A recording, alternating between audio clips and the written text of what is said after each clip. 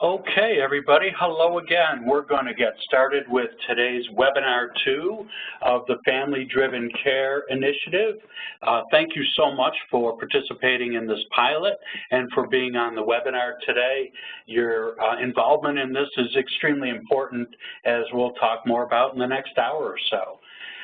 So today what we want to talk about is the self-assessment, the OSA that folks have completed, and we're going to check in for a status update for each of the groups. I'm going to introduce myself and our co-presenters here.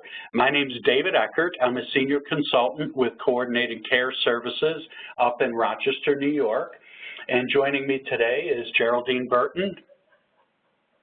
Good afternoon, everyone. This is Geraldine Burton, and I am a family peer advocate, and I am involved with the Community Technical Assistance Center of New York, CTAC, and I'm happy to be here. Thanks, Jerry. And also, we're joined by Carol Dean SL as well. Hey, Kara. Hi everyone. Thanks, Dave. My name is Cara Dean Assail, and I am working with the Community Technical Assistance Center and have been for many, many years.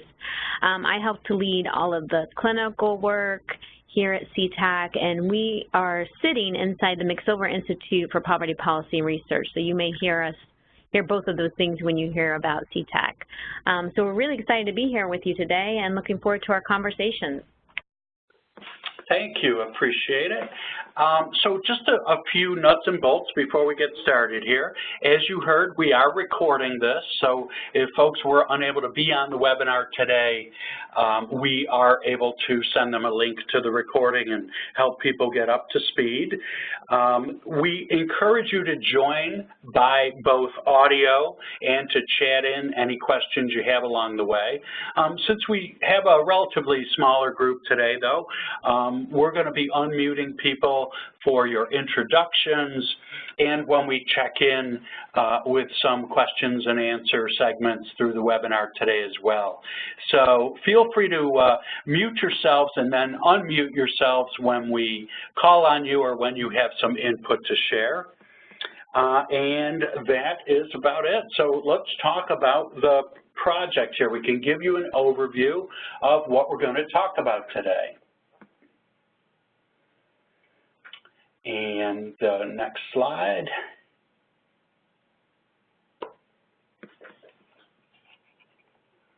All right.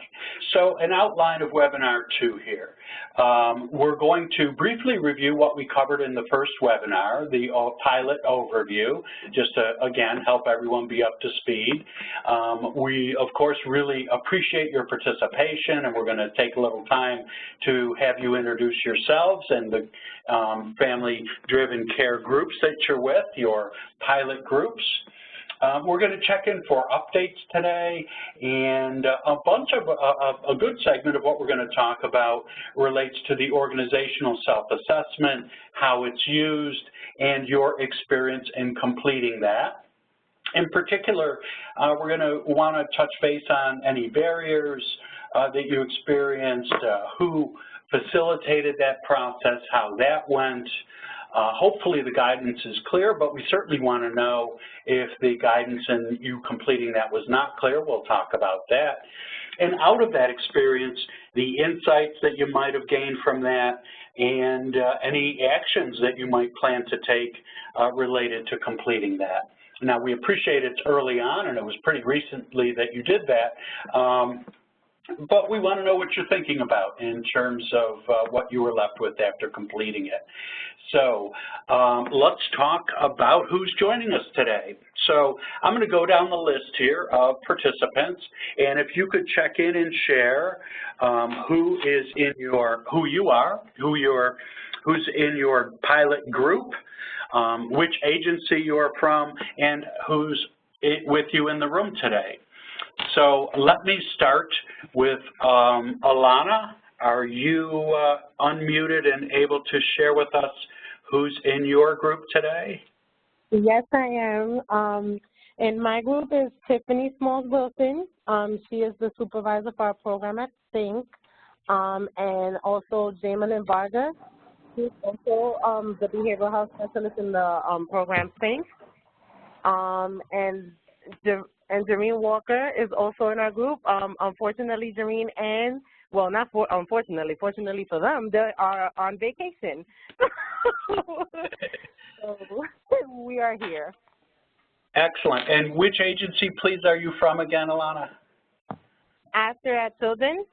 Yes, thank you. Great. Yeah, it's that vacation time of year, so we certainly understand that. But thank you for joining us, and it's great to have your group with us as well. Thank you. Thank you. Sure. Andrea, can you tell us a little bit about your group and your agency?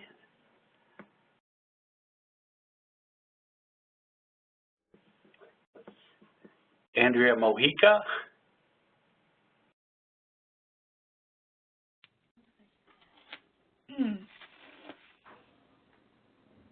I think you're unmuted. We can always check back with you in a minute. All right, we'll pop back to you, Andrea. Carrie Ann Rollier? Hi, can you hear me? Yes. Yep, thanks. Okay. I am the Director of Family Peer Support Services with Behavioral Health Services North in Plattsburgh, New York.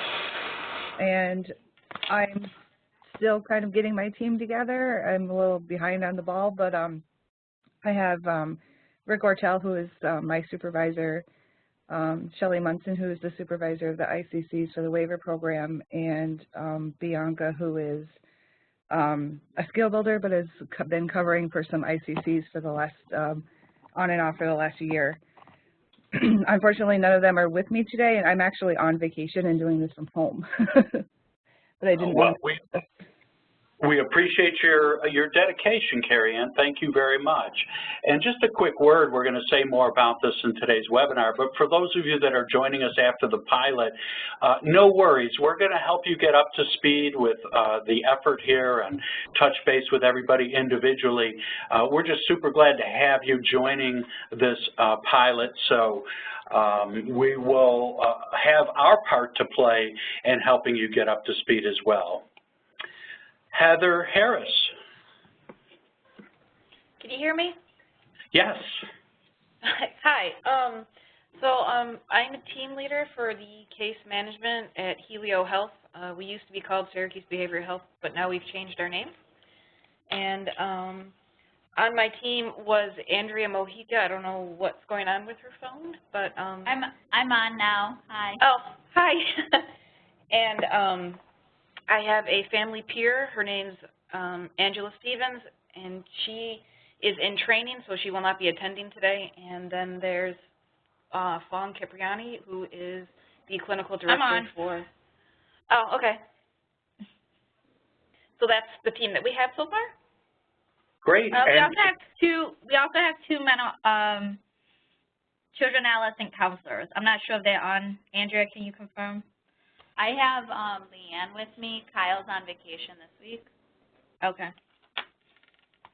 Great. And could you just run by me the new name, not Syracuse Behavioral Health anymore, but? Helio Health. Okay. Thank you. Well, that must be new. I missed that one. Thank you. We'll make sure we're updating our materials accordingly. And Fong, good afternoon. Hi. Hello, you're with the, go ahead. Yes, I'm with Helio Health. I'm the Integrated Services Clinic Director here at Outpatient. And yeah, so Andrea Mojica, she's a Program Director for the Children and Adolescent Program. And then, as you know, Heather introduced herself, and then, yeah, so that's our team. We're just in different offices, but one. Thanks for joining us this afternoon. We also have Stephanie. Hi, yes. Which Stephanie? Stephanie. We'll do Stephanie with an F first. Okay. Okay. Hi. My name is Stephanie.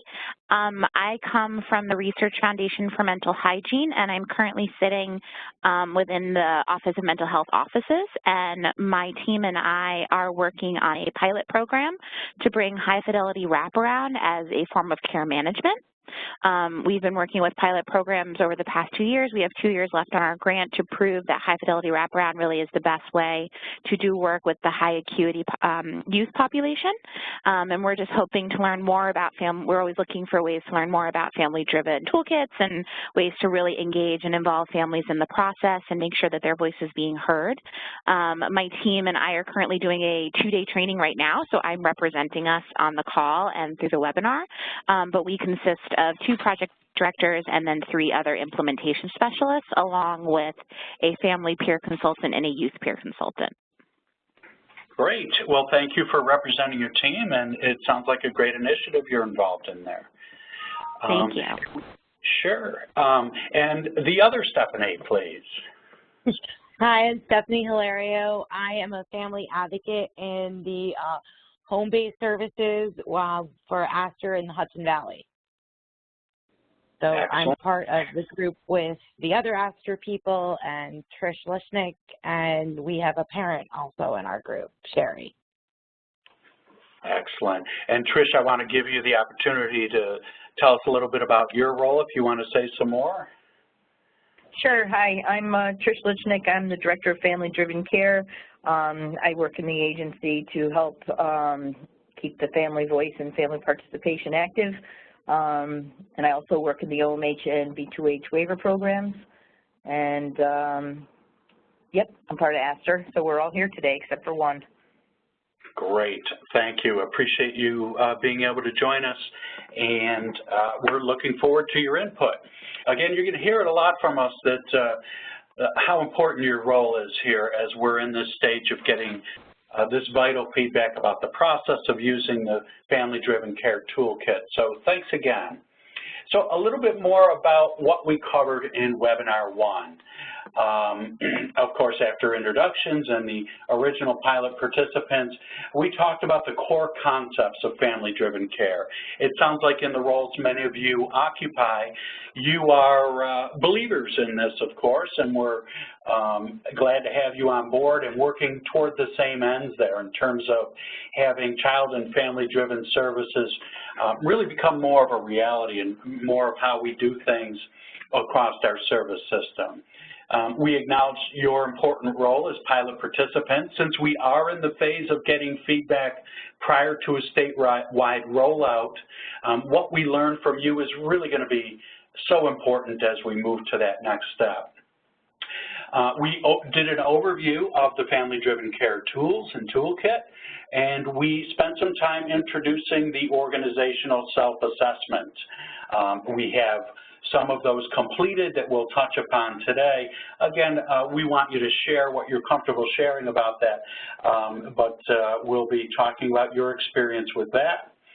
And we outlined our expectations for participating in this pilot, which we'll talk more about today. So, again, just to really set the context, it's important that we're all really understanding the mission here and referring back to the guiding principles of family-driven care. It's just so important that family and youth are given an accurate, understandable, and complete information about their participation in care. They truly are partners. It truly is their care. So we really want their leadership in guiding the process. We want to support them to gain the skills needed to advocate for their child. So with parents and guardians, help them really fully partner and participate in that change process. That partnership includes setting goals, making choices in planning, and going in the direction that they feel is most beneficial. So that direct input goes into decisions that really can impact everything, including funding, the services themselves, how we evaluate success, and how we continue to support them. We also, in family-driven care, share the responsibility for outcomes. We approach it, again, as a partnership with our most important partners being those family and youth. So this is really central to guiding everything that we talk about in terms of the toolkit and how it's implemented. So the expectations for the pilot here. As you've all reported, you have a work group that's been formed around this. It'll be a time-limited exercise, of course, organizing this pilot work group while including clinical supervisors, direct care service providers, clinicians, family peer advocates, and family members. So as you stated in your introductions, we're glad to have all of those roles identified here. We also will need from you a primary agency contact person so we can make sure we get you the information you need and you can disseminate it among your group. This is the second of 3 webinars that will support the step-by-step implementation of the pilot. So we're going to have another one in September that will alert you of, but we'll give you some time at the end of this month and in August and early September to implement the toolkit and again to share your experience back with us at that next webinar. We ask that people complete the Family-Driven Care Organizational Self-Assessment, and if you are new to this group and haven't done it yet, again, no worries. We'll connect with you to help you get up to speed and to complete that. We have the other tools in the toolkit to you as well, and again, we want your feedback from both a family and provider perspective. How is it for the professionals? How is it for those participating in the services? How does it work from both ends? We really want all of that feedback. And we may also send you some brief online surveys if we're thinking that that's the best way to capture and record information. And we'll talk more about that a little later in this webinar. So more about the toolkit here and what that includes. The toolkit, first let me just ask, for those on the call, hopefully you've had the chance to review the toolkit. Any early thoughts, if you've had the chance to look it over, any early thoughts about what you found in reviewing it? Please feel free to unmute yourselves and let us know what you think as we're early in this process. Hi, this is Trish from Master, and I'm actually really excited about the materials that you sent to us. We're involved in several projects within the agency that are addressing our strategic goal of family partnership, and we've been talking about putting together materials and you know, guides for parents and that kind of thing, and so you've done everything that we've talked about doing, so we really appreciate the fact that we don't have to reinvent the wheel here, and I think that you know, from a first look, this stuff is really comprehensive and really helpful, and we're excited to be using it in the future. So thank you. Wow, great feedback. Thank you. Excellent thoughts. And others, any others get the chance to review the materials and have some early impressions of it? This is Carrie Ann Rollier. I also have been, in the last 6 months or so, very slowly been trying to put together exactly what you guys have already put together. So I also very much appreciate all of the work that you guys have done and for bringing us all in on this. I can put that project away. And I've looked at some of the materials, and I think that they're very easy to follow, and it's laid out very well. I don't have any suggestions or anything on changes at this point, but as we go through the process, you never know. Well, great, and we're happy that that's been your experience so far. I know it a lot of work. I take no credit for it at all myself. I wasn't involved in it, but that's great feedback about the excellent work that's been done. Anyone else before we move on to just describing the toolkit and then on to further discussion of the organizational self-assessment and the other things we'll be covering today? All right, well, that's great feedback. I'm glad the early impressions are working well. And here's our overall strategy here. This visual shows, of course, family and youth, again, the highest priority, giving them the tips for partnering with service providers, the tool for assessing the use of family-driven care principles so they can actually provide us numerical feedback there, and the best practice reference guide as well. Those are the tools that they'll use, and the professionals, leadership, supervisors, direct service staff, family peer advocates, They also will use the quick reference guide. We've offered some thoughts, write-up on how to utilize the toolkit itself, on how to do the organizational self-assessment, well, and of course, including the organizational self-assessment, and the tool for assessing the use of family-driven care principles. All of this, we're hoping to come together to really bring to life more family-driven care practices across the system. So that's our ultimate goal. And your work group, of course, is very integral to this process. So again, we're early on. We've only started this last month, and this is our second webinar here. But if you could, please unmute yourselves and just tell us a little bit about the early stages of your pilot work group and how it's going.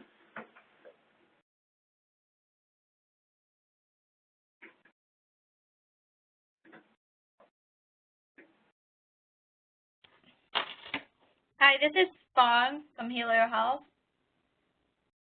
Hi, Fawn. Hi. Yep. So we're really in the early stages. I mean, we were just kind of hoping to go through these 3 webinars as a pilot and just kind of see what is out there. I know from the survey that we did that was sent out, the result that we got, it wasn't surprising in terms of there was definitely areas that we could definitely improve on. So we just have to, I guess, continue to meet and figure out, you know, how to enhance some of those areas. Okay, so definitely kind of more of a pre-test for you, and got some feedback there to look at it. Great, thank you, Fawn. Others, how did it go in forming the work group and getting started in reviewing the materials? Any other thoughts?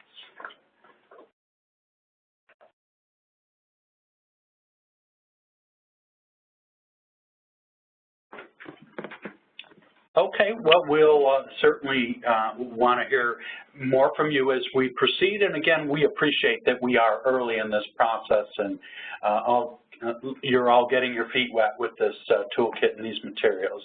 So what I'm going to do now, I'm going to turn it over to CAREGIVER, and she's going to talk more about the organizational self-assessment and a little bit more detail about any feedback you have about those specifics. Thanks, Dave. Hi, everyone. So now we're going to get into some of the meat of our work together, and I just want to say, again, I know Dave has mentioned this, but your participation is so appreciated and important to us because I think we're really good at creating tools, but you are doing the day-to-day work where you know what works best in regards to implementation and support. And so your experiences around all of this are going to be really important for us to begin to finalize these materials and then to think about how to roll them out throughout the state if you all, you know, with your stamp of approval. So I want to just you know, start by reviewing the organizational self-assessment because there is, you know, kind of a process here in place that we've created where it begins, and I'm sure you all agree, around really looking at your organization as a whole around family-driven care because each one of you may have a different approach or a different idea. Some of your colleagues may say they are implementing family-driven care very well, and then you sometimes wonder if they are. And so some of our approach here is to really offer an opportunity for everyone to get on the same page around how well are we doing around providing a space and place for family-driven care in our organization. So that's why this was designed. It's really around improving policies, procedures, and practices that really reflect those core principles and values of a family-driven organization. And so it was, we created 5 domains. And so, you know, this is somewhat final. We had a pilot before, and after I think you participated in it, thank you. We had 3 organizations where we went to and shared documents and our thoughts and had great conversation. And so these are a result of those conversations. But there's still, you know, part of this process is around, are these tools final, and really about the implementation of it. So if I bring that up because if there are domains you feel like maybe missing or something to that, we want to hear about that. But it's also designed really as well as a performance improvement resource. And so as you may have been able to participate in the OSA online, you would have also seen some resources that we offered as well. And so I'm just going to bring that up for a minute, the organizational self-assessment, because some of you are new with us right now, and I want to make sure that you see it, and this is what it looks like. But we really thought that it would be helpful to put it online, and so we decided to do that. And I'm going to share my screen for a second so that you can see what it looks like online. Let's see, hold on. Here we go. So this is what it looks like online. So there's a description of it. These are our domains. We're interested in measuring each staff person's perspective on the extent to which your organization has implemented family-driven policies and practices. So you're not evaluating your own individual performance. This is really important, but rather the practice of your organization as a whole. And we're thinking about in the past year. So we asked you to think about in the past year, we don't do this and need much improvement, we do this but need some improvement, or we do this well. And so then you go through all of the questions and all of the 5 different domains.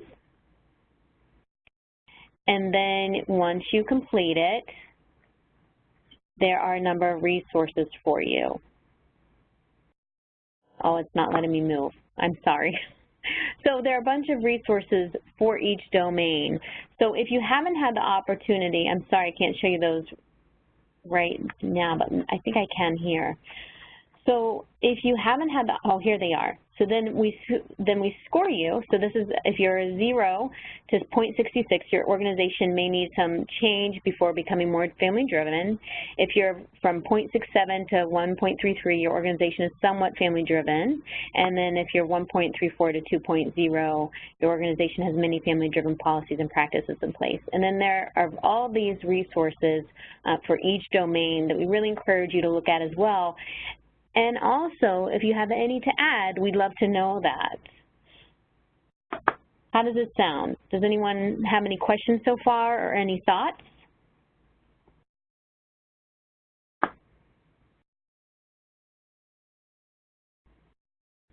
No?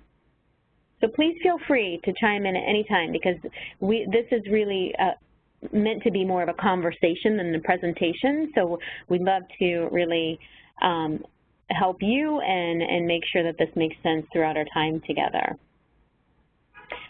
So these are the 5 domain areas: leadership and governance, workforce development and support, service planning, service delivery, and family peer support. So just want to hear a little bit about your experience. It sounded like some of you were able to do it, and you shared a little bit about your experience, but if we can now just hear from anyone about, more specifically around your experience of using the OSA. Like, did you like it online with that Qualtrics? Would you prefer the paper version or some different online opportunity? Were the questions clear and adequate, and were the resources helpful? So I'm going to pause there, and I would love to hear from those of you that completed the OSA around your feedback. Hi, this is Trish from Master again. The online version was really good because our team is split between the Hudson Valley and the Bronx. Okay. So logistically, it's really difficult for us to physically get together. So we appreciated that opportunity to be able to do it online. I thought that it was a very comprehensive questionnaire, and it brought up some interesting things for us that we discovered. We found that we had some strengths in the Bronx, and we had some strengths up here, and we found that we needed work down there, and we found that we needed work up here. So it was a productive conversation, I felt, and really, one of the most difficult things about filling it out was trying to step outside of your own program and look at the agency from a whole. And so there were many places where the Bronx would have said, we did this really well, but we said, yeah, no, we don't do that great. We're working on it, but we're not there yet. So we went very middle of the road. We do this, but need some improvement. So I thought the tool could have reflected something that showed that we are currently doing this, but would like support guidance or tools or something like that, maybe a fourth question. Because we really hovered between that we do this well and we need some improvement in terms of as an organization.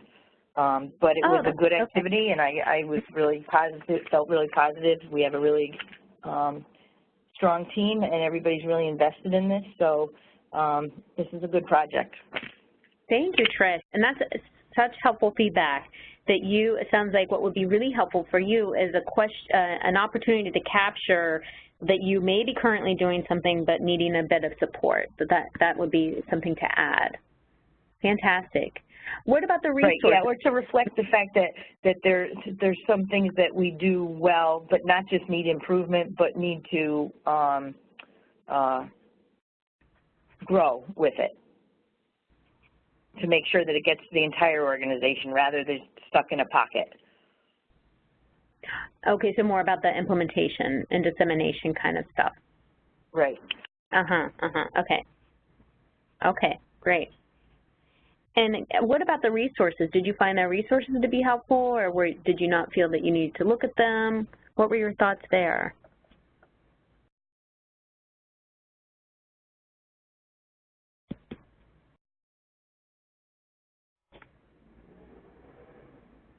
Any thought?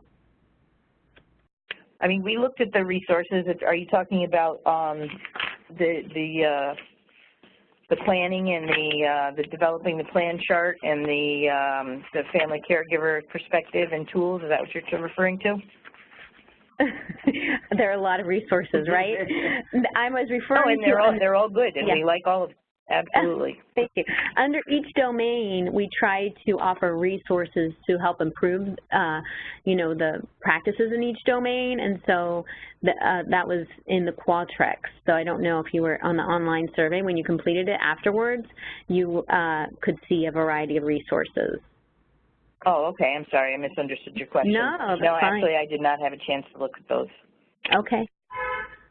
What about others? Anybody else look at those or think that they were sort of a nuisance and maybe better served elsewhere?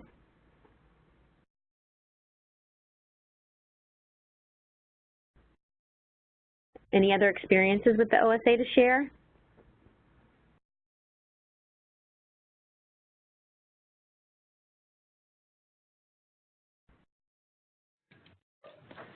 This is Carrie Ann Royer.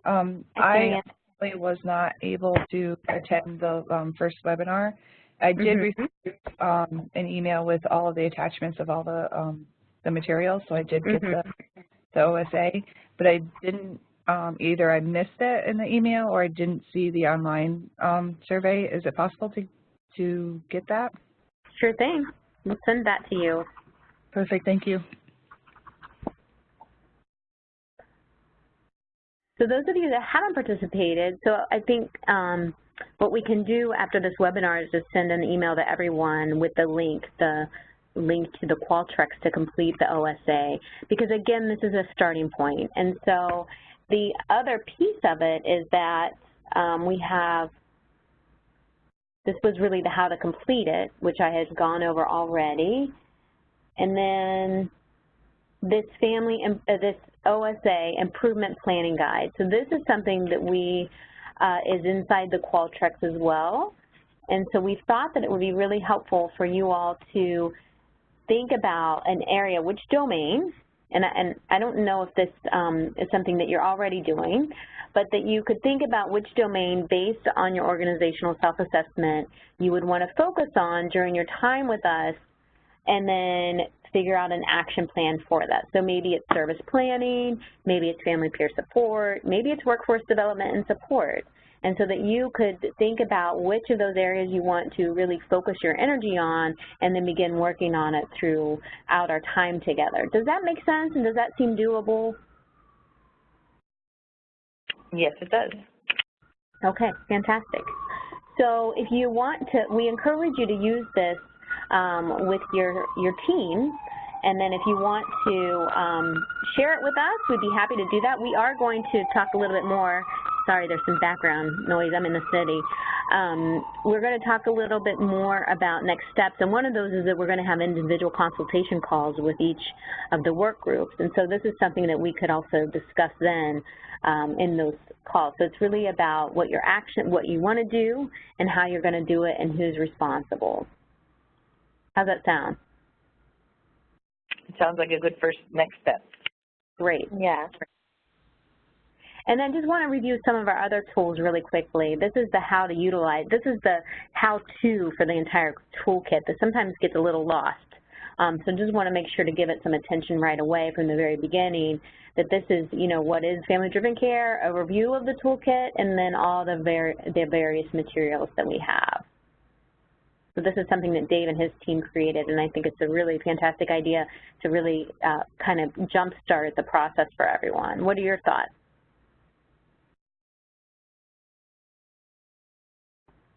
Any thoughts there?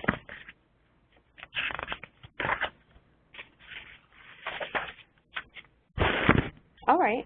Well, I'm going to go through each of the domains right now, and for those of you that weren't able to complete the OSA, no worries. I think this is really just an opportunity to really think about the nitty-gritty of the organizational self-assessment and really how to really utilize it and think critically about it. So I'm going to go through each of the domains, and I'll ask for those of you that were to complete it any insights, and then, again, any feedback. I know we just got some overall feedback, but if you have any specific feedback for each domain, we'd love to hear that as well, okay? So leadership and governance. So family-driven leadership and governance really considers to what extent has your organization made a commitment to advancing family-driven practice at the family and organizational level. So it's a really kind of macro view of family-driven care in your organization. Families are really affirmed and represented across all levels of the organization, including top-level decision-making entities. Feedback is regularly obtained from families and utilized to improve family-driven care efforts. So those of you that completed the OSA, for Domain 1, do you have any insights or feedback for us?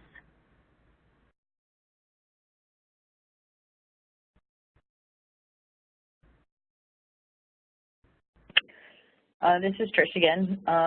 We are working on one of our core values of family partnership as part of our strategic plan.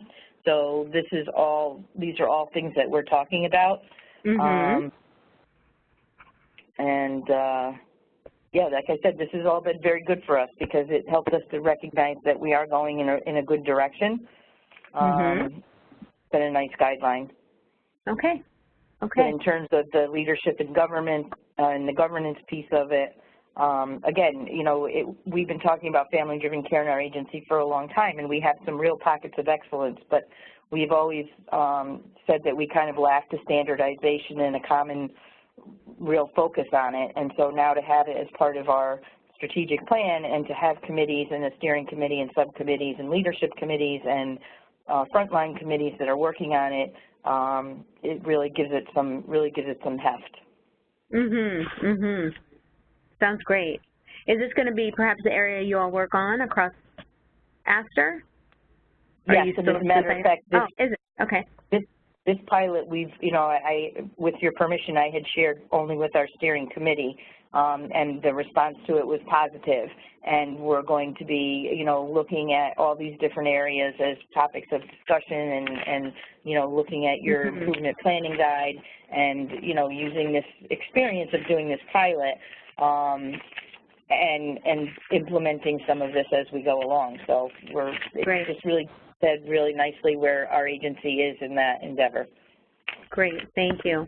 Fantastic. So these are the questions. What you see right now are those 3 questions under leadership and governance that you can, if this is the area you want to focus on, as Trish and others may be doing, really think about leadership that expects family-driven care to be a standard practice in all parts of the organization, so that it's not that it's done okay over here and not okay over there, but that it is standard, as Trish was saying, that they're going to focus on.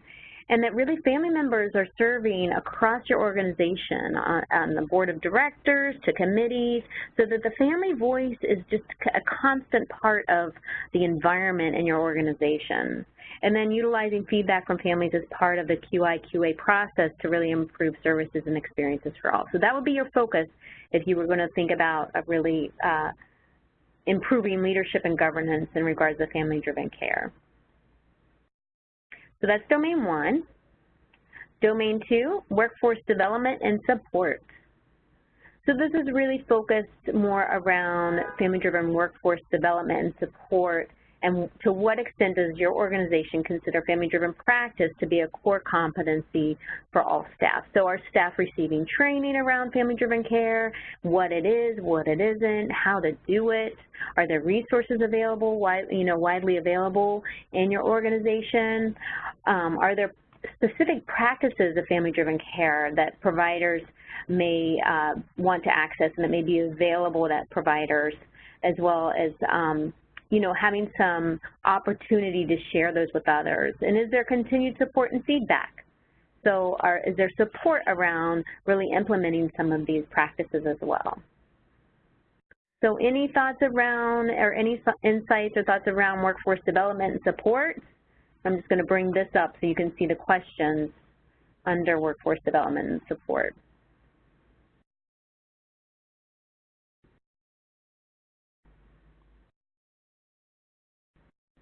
So you want to look at, do we do this well, do we need some improvement, or do we need much improvement around receive training on basic principles and practices, discuss topics related to family-driven care regularly in team meetings? Are we receiving formal feedback as part of performance evaluation regarding the use of family-driven care practices? Have job descriptions in which there are clear responsibilities for implementing family-driven care approaches available in our organization? And that is all of workforce development and support, those questions. I'm just going to keep talking, but please chime in if you have anything to share or any insights or any feedback. We'd love to hear it. Stephanie, did you want to share some stuff that we do in the parent group in terms of the trainings? Absolutely. Great. Hi, Stephanie. Thank you. This is Stephanie from Astor. This was one of the areas where I think we thought that we actually as an agency did pretty well. Okay. Where Trish and I do a portion of the orientation every month where we present incoming staff with that perspective of being that parent and what it feels like to be that parent. We have our parent advisory board that meets once a month, and the agency runs materials and new trainings for staff by these parents to make sure that the message we are sending to the staff is the message that the families want to get across. And I think that that's been incredible in the fact that, like, the families that come and participate in that group are really more and more feeling like they have a voice within our agency that maybe they didn't before. And I think, like, I find it's a particularly special experience because Trish and I always joke, like, I have one foot in each camp because I work for the agency as an advocate, but my children have been in and out of services in the agency for years. So I've kind of gotten to experience it as an employee, but also as a parent. And just given that it's been years, just the difference I see now versus almost 10 years ago when my oldest child was first in services, the growth and the difference in the agency's approach to me as a parent, it's highly apparent. That's amazing. Thank you, Stephanie, so much for sharing that. That's really amazing to hear. And also how important your perspective is. So that you had an experience as a participant in care with your family, and now you're there to, pay it forward a little bit and give back to families and also help the organization be more family-driven. So that's just fantastic. Thank you. Thank you. Any other thoughts from others before we move on? So maybe, I think you're also really highlighting the importance of a group and the importance of this group. So because maybe, you know, you're working at an organization that doesn't do training very well, but look at Aster's here doing it extremely well. And so this is also an opportunity to learn from each other. So I just wanted to point that out as well. So I'm going to go to our domain 3, service planning. So service planning really considers to what extent does our organization support families to be active and informed partners in planning their child's care.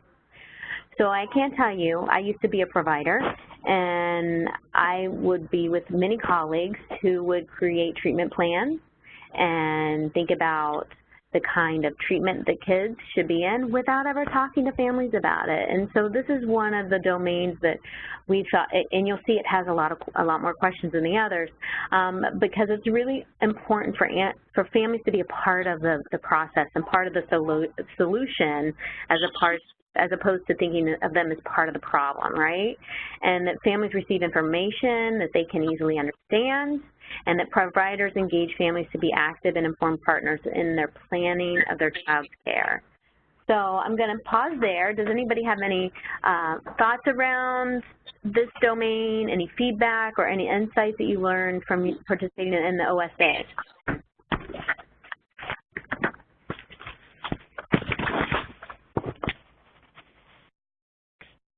This was one area where our Bronx folks said they were really strong. Do you guys want to talk about any of that? Hi, Bronx folks. Hi, this is Tiffany Wilson from the Bronx location, Aster Services for Children and Families. Hi, Tiffany. Hi, how are you? Good, thank you. Thank you. When our pilot group met together, and that was the Bronx, inclusive of the Hudson Valley, there were actually 2 sections where we highlighted that we did very well as a whole as an organization, and that was the first one, collaborate with families in setting goals and desired outcomes, as well as taking steps to ensure that families understand all service options so that they can make informed decisions about their child's services. We felt like we do that really, really well as an organization as a whole. Fantastic. That's great to hear. And then, what about in regards to helping families making informed decisions in your organization? We pretty much scored at the middle with that. Yes, with the rest of those questions. Okay. So we vary depending on the Bronx and Hudson Valley, but collectively as an organization, we pretty much scored everything as we do this, but need some improvement. Any insights that you took away that you want to maybe think about differently, or is it really the big takeaway that you're doing it well and you want to think about other domains? Yes, that's what it is. This domain we really didn't have challenges with at all. Fantastic. One of the things I want to mention, so, you know, we have a variety of tools, and I'm going to try to make sense of them with this webinar as well in regards to how you, because, you know, one of the things that we're going to talk about is the implementation of all the tools. So one of the things that Geraldine Burton and colleagues created, which can go along with service planning work, is this tool right here. So I'm going to let her talk a little bit about this, if that's okay. I think you all have seen it, but I think this is one of those tools that we created that you can use in particular around this domain. Thanks, Kara. So again, I really appreciate your participation on this. And it is something that I think is really important for families to have. Me as a parent, having lived experience and being involved in family peer advocate work for 20+ years, I just felt that it was extremely important that we do something to help families in how to partner with their child service provider.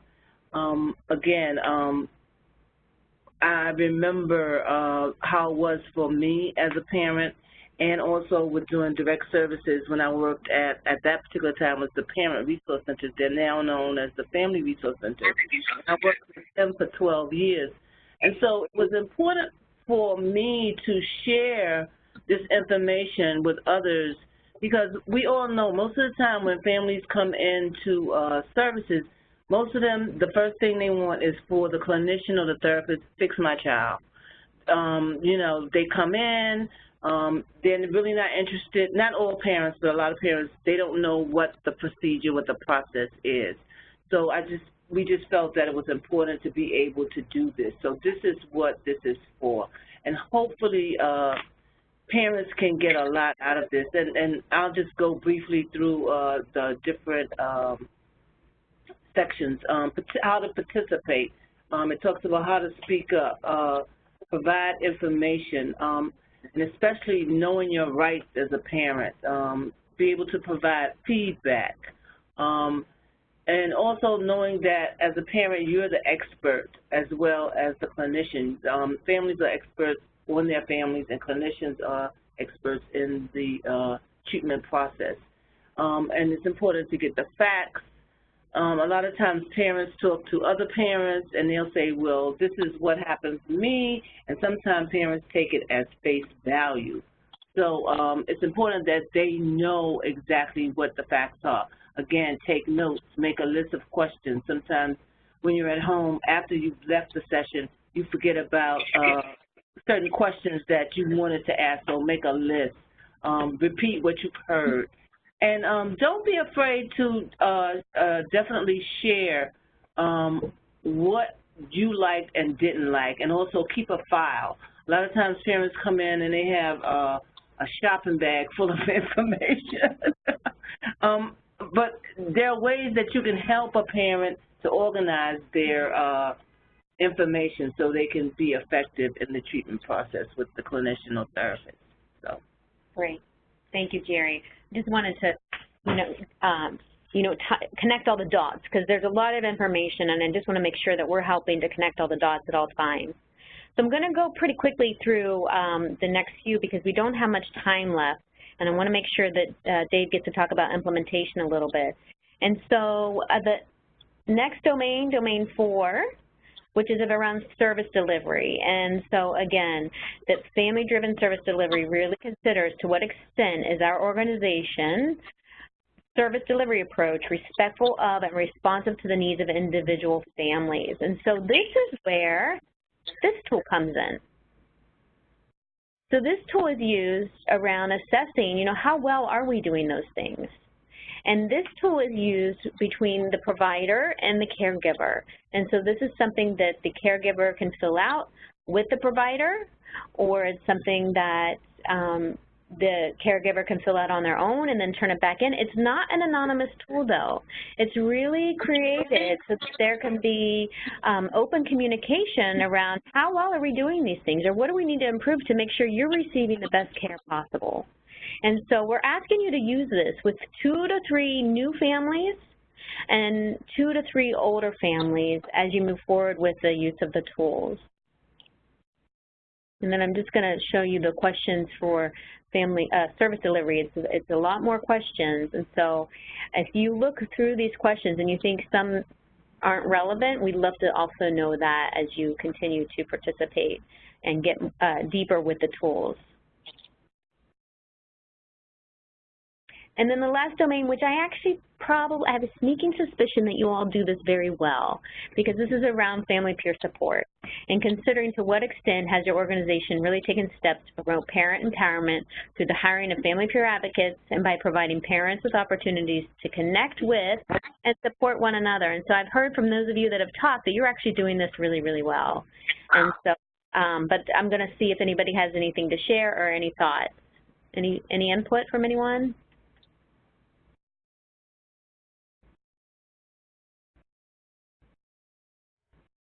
I'm just going to click through. We've gone through all of our tools except for this one.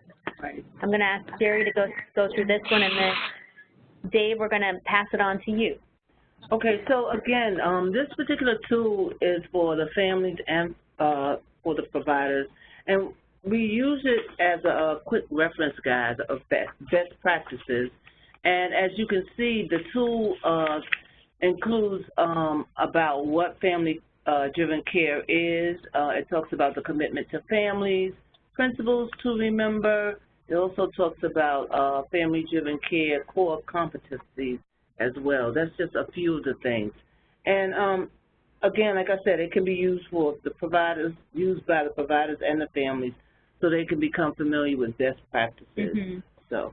Yeah, and this was really created for providers as kind of something, you know, work often inspired by those little notebooks that you could get. If you read a book, you could buy the Cliff Notes instead of reading the book. This is kind of like the Cliff Note version of family-driven care. But we also want to be consistent with what we're preaching and know that it's very important to have transparency, and that families and caregivers can also benefit from this. So this is why it's really intended for both caregivers and providers to use. Any questions so far? This is Carrie Ann. Hi, Carrie. I don't have a question. I'm really sorry to interrupt, but I need to pop off. My daughter is at there, and she shows horses, and she just texted me that she needs to go to her. Well, you just remind. Are you on vacation? You're the one. I am. Yes. Okay. Please pop off and enjoy your vacation. Yes. Thank you. Thank you for your feedback. We really appreciate it. We'll talk to you soon. Okay. Thank you. Okay, bye. Bye-bye. Okay, so really quickly, in regards to implementation, so the tool for the tips for parents that Jerry was talking about is something that you can give to parents right away, and we'd love to hear their feedback around it. Do they like it? Is it helpful? Maybe we need to change some words in there. Maybe we need to rethink it. So we'd love to hear your feedback around that. Again, the same with a quick reference guide. If providers or families have any feedback around it, we'd love to hear it. And then the assessing the use of family-driven care, the caregiver family perspective, as I just talked about, is really, it can be an opportunity to assess the therapeutic relationship and also enhance that therapeutic relationship. So we love to hear about the use of that as well. And I know we're going to run short, Dave, but if you could just give a few notes about gathering feedback and the next steps. Absolutely. Thanks, Kara and Jerry. I appreciate it. So we want to accurately understand your feedback on this. So the next slides talk about making sure we hear more about your experience and, again, get the details of it. So you collecting feedback from the families you do it with. As Kara mentioned, we want you to introduce the toolkit to 2 to 3 new families that are just coming into services. And that would be hopefully for each direct service provider, that 2 to 3 new families. Now, obviously, that differs depending on the kind of care you provide. But as a general guidance, can we give it to 2 to 3 new families per service provider and 2 to 3 established families you've been working with a little while? Since there may be some difference with that. And the questions we want to answer from it go right back to the toolkit in terms of understanding your role and partnering with providers. Do the parents and youth understand their rights, understand the care they're receiving? Are they understanding or sharing their understanding of what they want to see change, et cetera? And any other questions you can think of asking them relative to the toolkit so we get that accurate feedback. And then if you could have a team meeting that says, well, how did you use it? What did the family say? And as accurately as possible, we want that feedback to come back to this resource team, again, because it's all about the process of you using the toolkit, completing the survey again, and what you learned from it. Is it helpful? Does it lead toward growth, et cetera? And your feedback, not only from the families, but from your team members themselves. Here's pictures of us, your resource team. So we don't want to be overly directive in how you implement the toolkit. But we do want to offer that general guidance, but I assure you we're always here for support for you. If you have any questions, just send it to the email address we'll show you in just a second. So as the next steps, we'll send you the link to the OSA if you haven't completed it yet. You can do so using Qualtrics and get it back to us. Begin disseminating the toolkit and using it with new families and existing families. Use some meeting time to collect that feedback. And again, you're going to have some time between now and the next webinar. You're giving you a couple of months here.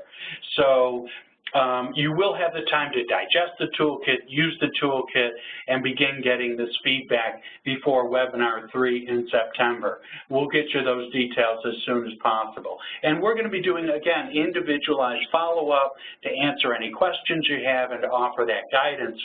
But every step of the way, again, it's not our intention to be overly directive. We want to give you enough support so that we're clear about what we're asking, but we also want you to feel free to use the toolkit as it will best meet your needs currently.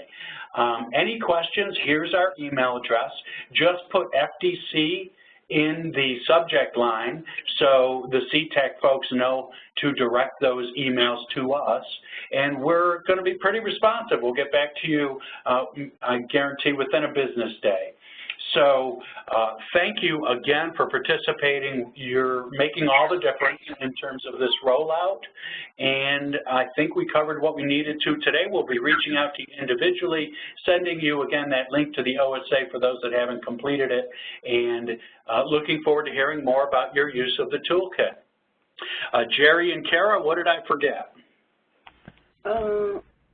I can't think of anything right now, but again, I just want to say thank you so much. I really appreciate, we really appreciate you being involved in our pilot. Yeah, I want to echo that, and I also want to apologize that we went a little over. I'm sorry, we had a lot more to say than we thought. But please, if you have any questions, since we don't have time for Q&A, please email us, and we can get back to you as soon as possible. Thank you so much again for your participation, and we really look forward to working with you in the next few months. Thank you. Thank you. Right. Hope you all have a great day. Okay. Thank you. Bye-bye. Bye.